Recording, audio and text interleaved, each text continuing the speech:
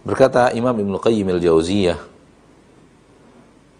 dalam bab besarnya kerusakan dosa membunuh, wa fi Jami' at-Tirmidzi an Ibnu Abbas radhiyallahu anhuma anin Nabi sallallahu alaihi wasallam qala, di dalam Jami' al-Imam at-Tirmidzi yang dikenal dengan Sunan Tirmidzi, dari Ibnu Abbas radhiyallahu anhuma wa ardahuma, dari Nabi kita tercinta Muhammad sallallahu alaihi wasallam, beliau bersabda, yaji'ul maqtulu bil qatili yaumal qiyamah, akan datang korban yang dibunuh pada hari kiamat dengan membawa pembunuhnya, nasiyatuhu wa ra'suhu biyadihi, kepala pembunuh dan ubun-ubunnya di dalam genggaman orang yang terbunuh, wa audajuhu tashkhubu daman,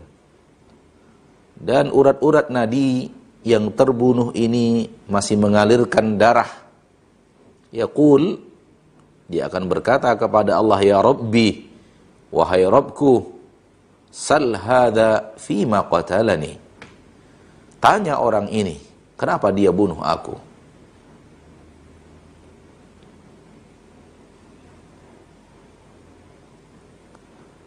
Tanya orang ini kenapa dia bunuh aku. Ma'asyiral muslimin, ma'asyiral muslimat, orang yang membunuh di dunia dia merasa menang.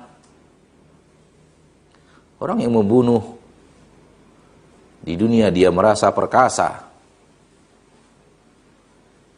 Akan tetapi keadaan berbalik di akhirat.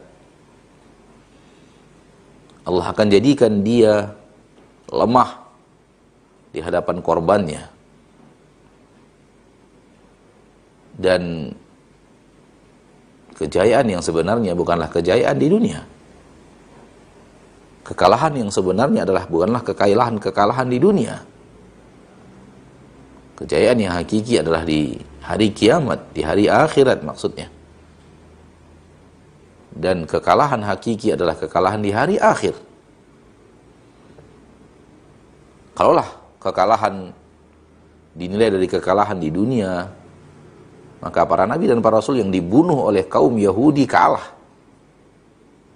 Dan tidak ada orang mukmin yang berani mengatakan itu dalam akidahnya. Setiap para nabi dan para rasul berjaya, walaupun akhir daripada biografi kehidupan mereka adalah dibunuh oleh umatnya sendiri. Sebagaimana yang Allah terangkan di antara sifat kaum Yahud, bahwa mereka membunuh nabi yang diutus oleh Allah tabaraka wa ta'ala kepada mereka.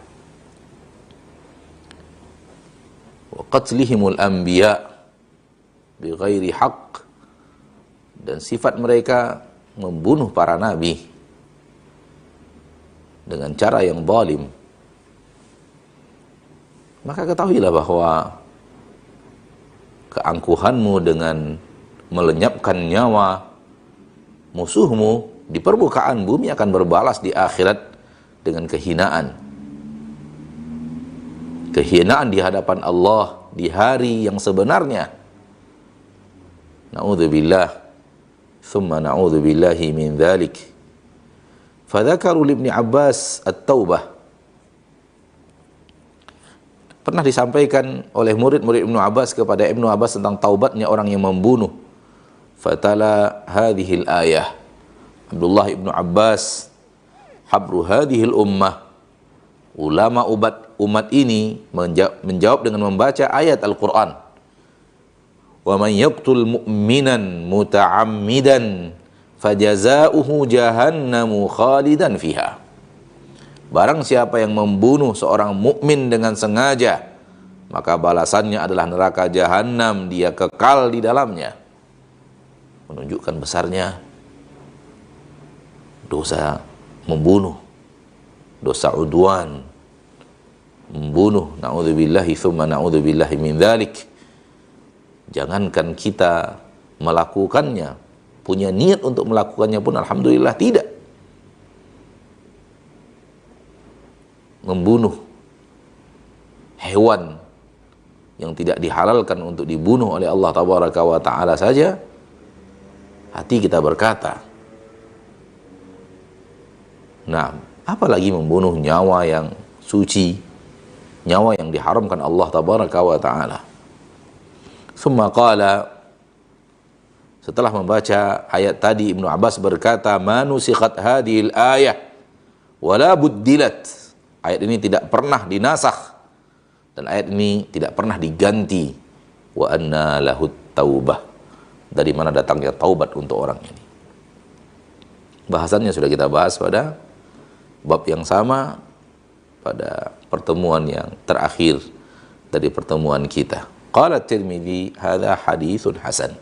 Berkata Imam At-Tirmidzi, ini adalah hadis yang hasan.